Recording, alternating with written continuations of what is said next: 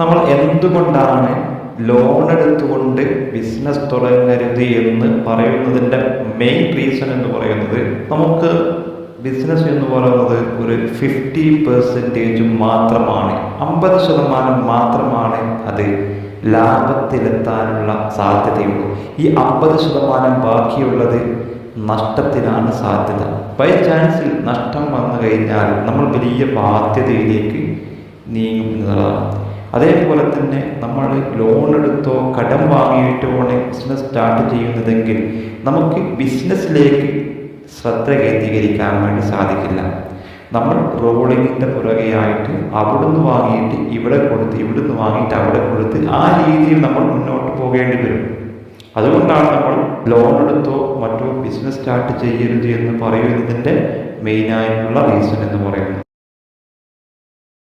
നമ്മൾ എന്തുകൊണ്ടാണ് ലോൺ എടുത്തുകൊണ്ട് ബിസിനസ് തുടങ്ങരുത് എന്ന് പറയുന്നതിൻ്റെ മെയിൻ റീസൺ എന്ന് പറയുന്നത്, നമുക്ക് ബിസിനസ് എന്ന് പറയുന്നത് ഒരു 50% മാത്രമാണ്, 50% മാത്രമാണ് അത് ലാഭത്തിലെത്താനുള്ള സാധ്യതയുള്ളൂ. ഈ 50% ബാക്കിയുള്ളത് നഷ്ടത്തിനാണ് സാധ്യത. ബൈ ചാൻസിൽ നഷ്ടം വന്നു കഴിഞ്ഞാൽ നമ്മൾ വലിയ ബാധ്യതയിലേക്ക് നീങ്ങുന്നതാണ്.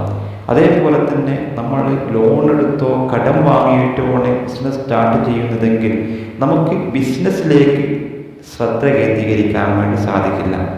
നമ്മൾ റോളിങ്ങിൻ്റെ പുറകെയായിട്ട് അവിടുന്ന് വാങ്ങിയിട്ട് ഇവിടെ കൊടുത്ത്, ഇവിടുന്ന് വാങ്ങിയിട്ട് അവിടെ കൊടുത്ത്, ആ രീതിയിൽ നമ്മൾ മുന്നോട്ട് പോകേണ്ടി വരും. അതുകൊണ്ടാണ് നമ്മൾ ലോൺ എടുത്തോ മറ്റോ ബിസിനസ് സ്റ്റാർട്ട് ചെയ്യരുത് എന്ന് പറയുന്നതിൻ്റെ മെയിനായിട്ടുള്ള റീസൺ എന്ന് പറയുന്നത്.